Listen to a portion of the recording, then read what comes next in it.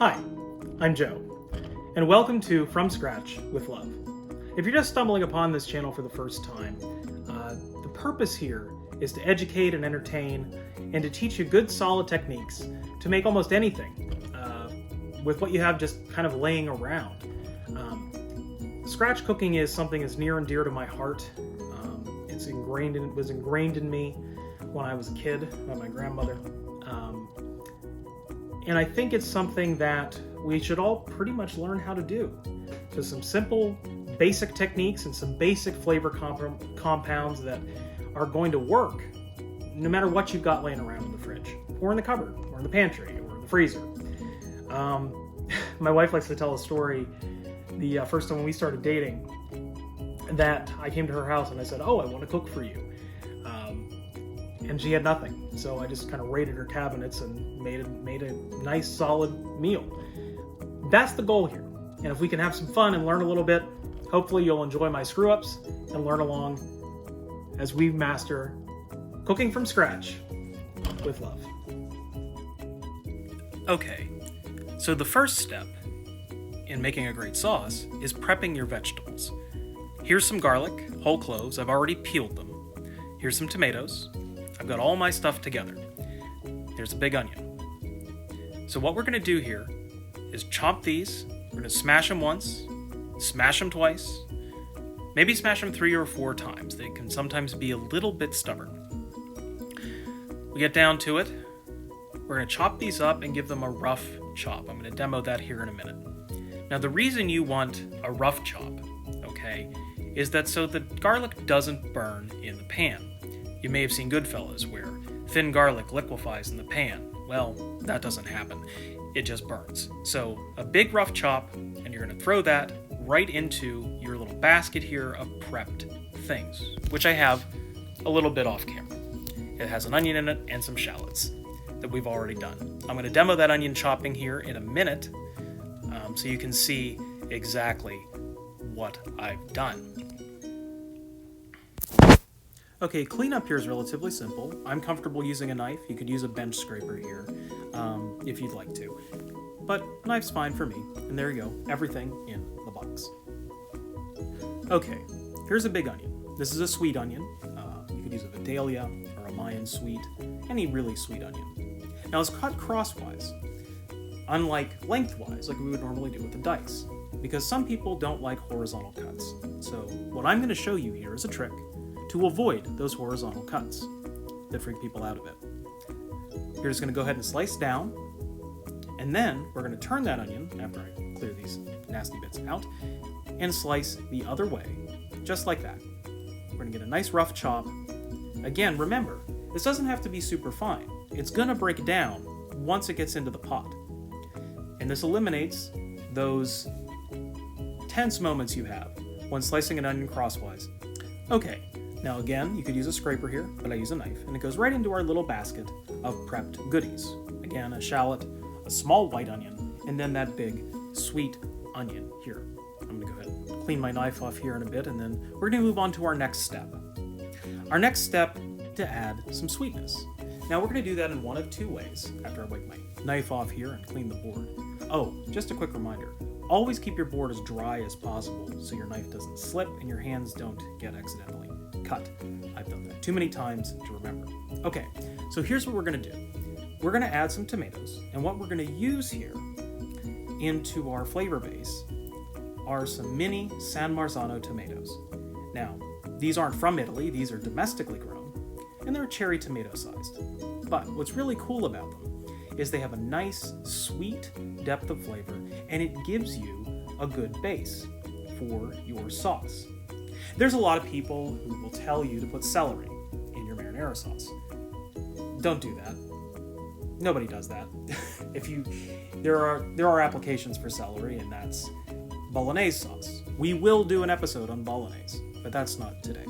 So we're going to finish halving these, and again, these are going to go straight into our basket with our other flavor base aromatics, right? So we can get a good flavored base for our sauce. So we can go ahead and dump those in right there. And next, we need to add something a little more neutral in flavor after we've added those tomatoes, because tomatoes can get pretty acidic once they cook it down. So we need to add something to balance that. And what are we going to use? We're going to use something that not a lot of people think of. We're going to use carrots. In this case, baby carrots, because as I discovered recently, this is in March of 2020 that we're shooting this, full-size carrots are just a bit too much sometimes, and they're sprayed often, as like a lot of root vegetables are in the wintertime in the Northern Hemisphere, with a chemical that kind of gives it a base alkaline taste, and it's really, really disgusting. So baby carrots are washed, they're ready to go in the bag, and they're a little bit sweeter as well. So go ahead and use those, and we're just doing a rough chop here. You see I halved them, and then I'm going ahead and giving a nice rough sort of half moon shape to them. And that's all the smaller we really need. Again, these are going to break down a bit in the sauce. Okay, now as we're finishing cutting up these carrots, you may notice what I'm doing with the knife here with my hands. This is a very sharp chef knife. Now a lot of people will hold a knife, even here on the internet or TV shows, and you'll be holding a knife like this. Some people can get away with that, but that's really not good. It doesn't give you a lot of control. What I'm doing here, this pinch, sort of like a nice solid golf club grip, this will give you good control over your knife and allow you to have basically total mastery over it. Now remember, keep your knives very, very sharp. It's a lot easier to cut yourself with a dull knife than a sharp knife. So the sharper you keep things, the safer you're going to be in the kitchen. Just be mindful of everything that you're doing. And the carrots go right into our basket, and we will now get ready to move forward. Okay, one thing I forgot to mention is parsley or herbs, what you're going to use. Now, a lot of people, when you see a lot of people making tomato sauce or a sauce on quote-unquote Italian food channels, they're going to show you a basic tomato sauce which is flavored primarily with basil. Now, that's true. That is something that in Southern Italian cooking, there's a lot of basil in it. And even in Northern Italy, there's a lot of basil usage. However, my family, being from Northern Italy, we use parsley as a base, as well as garlic and thyme. And that gives you a more earthy, rounded flavor. We do put some basil in it, but it's the dried variety, because in Northern Italy, we're known more for cheese and meat than we are for fresh produce. So, one bunch of Italian flat leaf parsley. This is fresh. I've tied it together with a piece of butcher's twine, and that's going to go whole hog right into our sauce. So now we can move to the stove. And we've got a 8-quart stock pot here. That's about the easiest thing to work with. And we're going to put that over medium heat. We don't want it too hot to scorch anything, and we don't want it too cold to really not bring out the flavor of the things we're going to be adding into it. So we got that over medium heat, and now what we're going to do is add in our cooking fat, which is extra virgin olive oil. There are people who will tell you don't cook with extra virgin olive oil. Those people are wrong. Okay, it's delicious. So this is about a tablespoon. I know it looks like a lot. It isn't. And we're going to let that heat up. And a good way to tell if this is hot is to hold your hand over the pot for about 20 seconds. If you can do that, it's hot enough, but not too hot to scorch anything. So we're going to go ahead and add in our mirepoix, which just means mix of stuff. And we're going to go ahead and stir this, the only job for which is a wooden spoon. So we take our spoon, we're going to go ahead and stir everything together to make sure it's all coated with the cooking fat. You want to make sure everything's covered in glistening like this. That gives you a nice indication that everything's going to have good contact with the pan, and it's going to be able to caramelize well. Next thing we're going to do is add some salt. Salt is important to put in every layer of your cooking. You always need to use about twice as much as you think.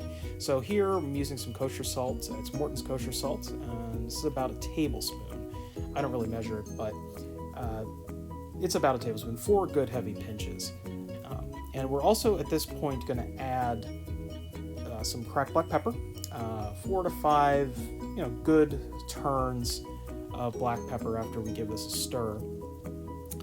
That'll give us a nice base of flavor as we sweat these onions. And basically all we're doing here is making sure the water gets driven out of those onions so we can get a more robust sauce and you get the flavor extracting from the onion. rather than just water, and you get a nice reduction, a nice flavor reduction. So we're going to stir that some more and let that simmer until these onions are roughly translucent and the tomatoes have broken down a little bit. And we're going to add a couple of things to this mix before we do that. One is some freeze-dried thyme. Freeze-dried thyme is different from dry thyme.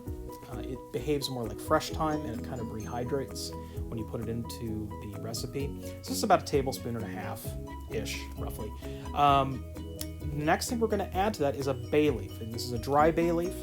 A dry bay leaf or a fresh bay leaf really imparts about the same thing, but for a long stew, a dry bay leaf is really the best option here. And that's going to give it a nice bright bay flavor that you're going to recognize for most Mediterranean cuisine, or French food, or Italian food, or even Cajun food uses a lot of bay leaves because it's a combination of a lot of stuff. Before we move on here, I just want to mention some terms that I use that you may not be familiar with. Mirepoix, it just means mix, and that's the French term. In Italian, we would call it sofrito. They would also call it sofrito in Spanish cooking, and that's just a mix of aromatic vegetables that you start the base of your food with. Okay, now we have to add our next ingredient, which are some large plum tomatoes. Back to the board. Okay, so large plum tomatoes, number one. Now look here, these are Romas, just pretty simple. We're gonna have these, okay? We don't wanna dice them because they're gonna break down in the sauce, but if you wanna quarter them, that's fine too. So we're just gonna quarter them crosswise like this. And again, notice the grip on the knife. All right, so we'll go ahead and do that.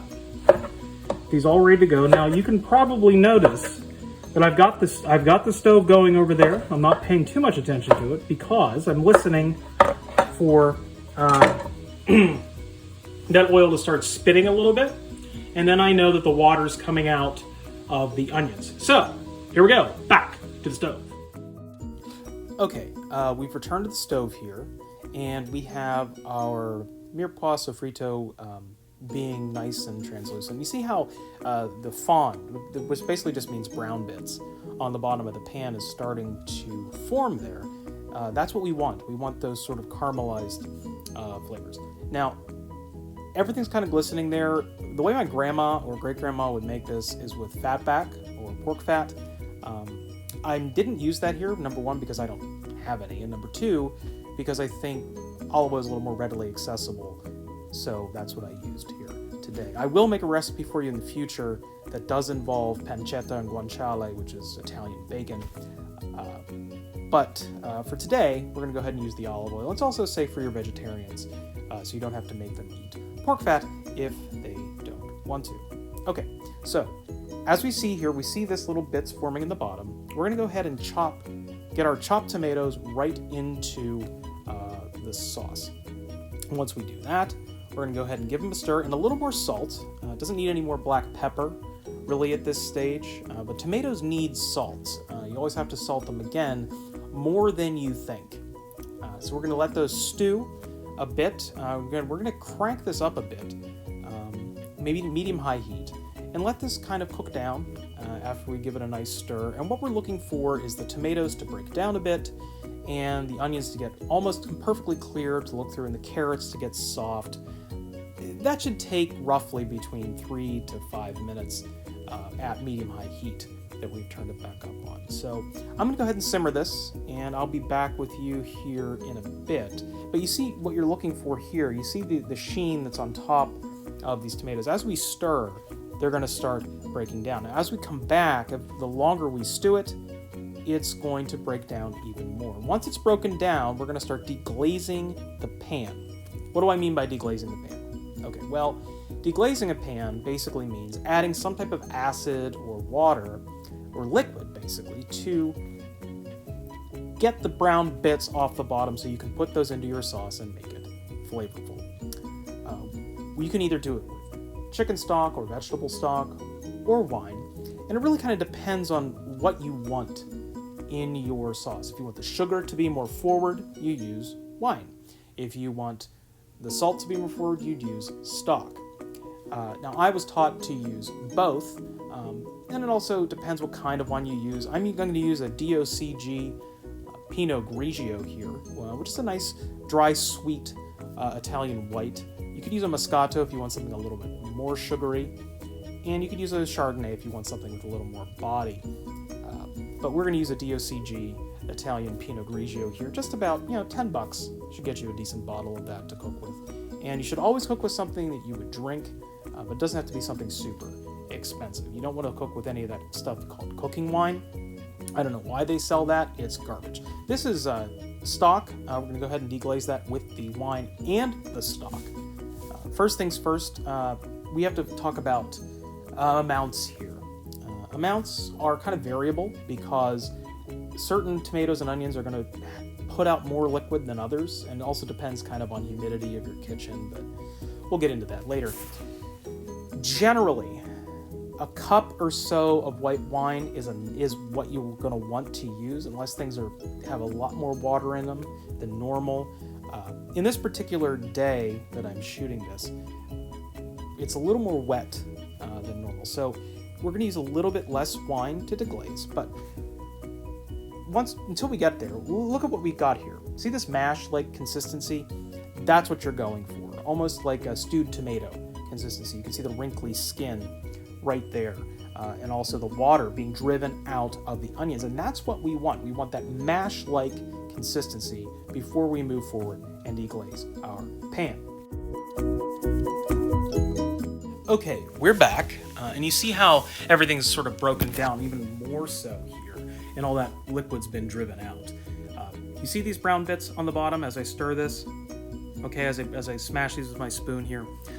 That's what we're after. Once you can go ahead and pull your spoon through and get a clear bottom, or you see some bits start to stick, that's what we're after. That is a consistency. Okay, so we're going to go ahead now and deglaze our pan with our wine. I use about a half a cup here, and the reason why is I alluded to earlier with the excess moisture that was in some of these tomatoes and onions.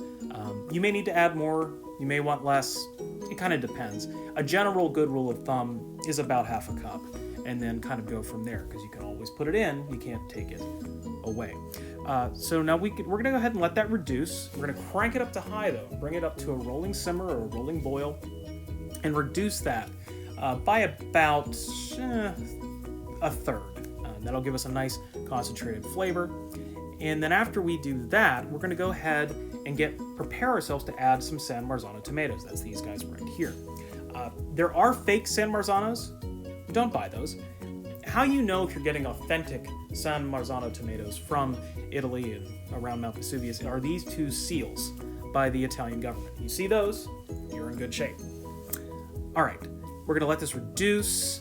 It's going to take maybe 6 or 7 minutes. We're just going to keep stirring it.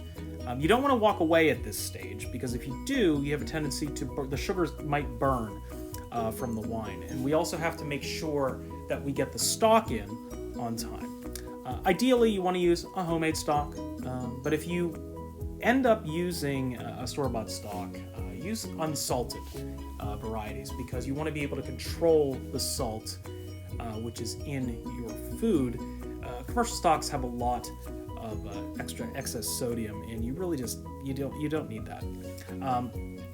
Before we go ahead and do that, look at the consistency we've got here. So we've got this simmering down. You can see it start to concentrate and get a little bit more orange. That's the beta carotene from the carrots, and we want that because that gives us some sweetness. Now here's our stock, chicken stock or vegetable stock. This is turkey stock I made from last Thanksgiving from a turkey that I roasted in the oven for my family. It behaves very similarly to chicken stock, but again, if you don't have homemade chicken stock on hand, the box stuff is perfectly fine. Just make sure you get the unsalted stuff.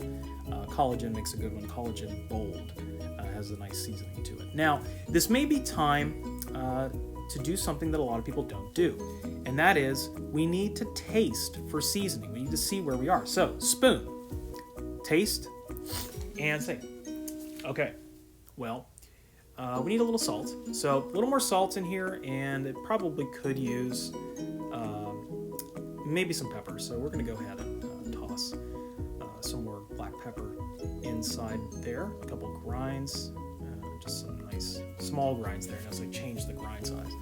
So we're going to go ahead and stir that around again and make sure that it all comes together. Now we're going to taste it again, but never use the same spoon twice. New spoon. Remember? New spoon. And then we're going to go ahead and taste that and see if we're okay. Okay. All right. That's good. And that's where we want to be. Now we're going to let this simmer. We're going to bring it back up to another rolling simmer before we add our San Marzanos. We want to make this reduce again by about 20%. You'll see the bubbles start to form here on the edge. And I'm going to cut to about 15 minutes from now once those bubbles have started to appear in full. See you in a bit. Okay, it's about 15 minutes, and you can see the bubbles start to form there on the surface. You see the little orange bubbles around the edge. That's what we want. And get a, okay. Yeah, I bumped the camera because I'm an idiot. Pay no attention to the man behind the curtain as we readjust. I would sing some music here, but I think it's nice. All right, so we're gonna get ourselves stabilized, if we ever get ourselves stabilized. We good? Good? Excellent. Great. Now, spoon back in. We're gonna give it a stir now that we have those bubbles on the outside. You can see the carrots starting to break down a bit. You can also see it's a little soupy, very high, a lot of liquid in there. And that's what we want at this stage, because if you don't have enough liquid, when you go to reduce it, it's just going to burn. And now we add our San Marzanos. We're going to get everything out of that can. These are good friends. They're a very consistent product. This is from an Italian store near where I grew up called Dallalo's. They make good products. I think they're available nationwide. But they are from Italy. I've been going to this store since I was a kid. This is not an endorsement, although if they want to give me free stuff, I don't mind. But I've been using their products probably since I was maybe, I don't know, in grade school. Anyway, so we're going to stir those in. And you'll notice that the body's already changing in the sauce here. It gets a little bit thicker, and we're going to go ahead and break these tomatoes up against our pot here with our wooden spoon. And we can already start to see the body of the sauce develop. And that's what we are looking for here, and that's what we need. We're going to go ahead and let this simmer now, covered for 3 hours. See my fingers there? Yeah, 3. 3 hours. Covered on low heat, on a back burner, and we will come back and take a look once that is done. Okay, before we cut away to 3 hours later, now is when you want to add your parsley, right there. And if you wanted to add fresh basil, this would be the time to do it. And here we go. Yes, I do have a basil tree, literally a tree, in the next room. Now remember, we're going to cover this and simmer it for 3 hours. There's my fingers. Okay, 3 hours. See you soon.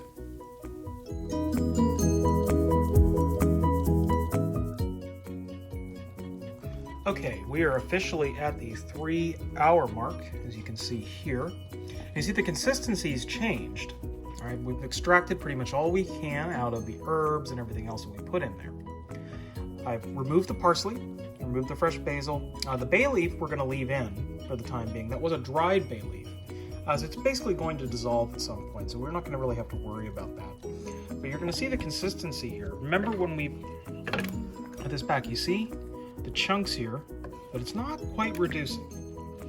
Now, we've been letting this simmer, just letting everybody let all the flavors meld. So now what we're going to do is add our final 2 ingredients, okay? And those final 2 ingredients are tomato paste and Reggiano Parmigiano cheese.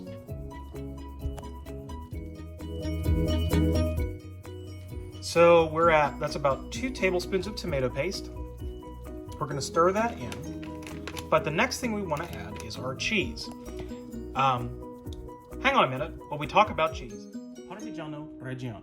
Here are 3 parts of the real deal. This is from Italy.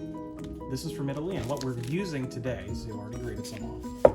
And this is what you might find in your local grocery store. Now, this is real, but you'll notice it's 22 months. So this is on the bare minimum age for any type of Reggiano Parmigiano cheese. This is 3 years old, and this is 24 months. This is 2 months old. 2 years old, sorry. This is the real stuff. If you can find it, use it, okay? It's the best thing there is out there. It's basically the king of all cheese. Now, I'm going to show you a couple of other things. That label means it's real. Look for that label. If you're in a pinch, you can use domestic Parmesan cheese, and there are a couple of companies that make some pretty good ones. Belgiosio, in particular, makes good mozzarella and good Parmesan, so in a pinch, that will work. And if you can't find the real stuff from Italy on your store shelves, these guys do pretty well. Last is your bulk commodity shredded Parmesan cheese. Now, this stuff, this is just sort of a Walmart brand, is surprisingly high quality, but you got to be careful with already shredded cheese. Now, here's the thing. So Parmesan cheese, but you see potato starch there. You see that?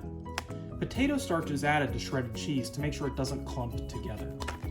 So if you have to use this at a pinch, by all means, go ahead and do it.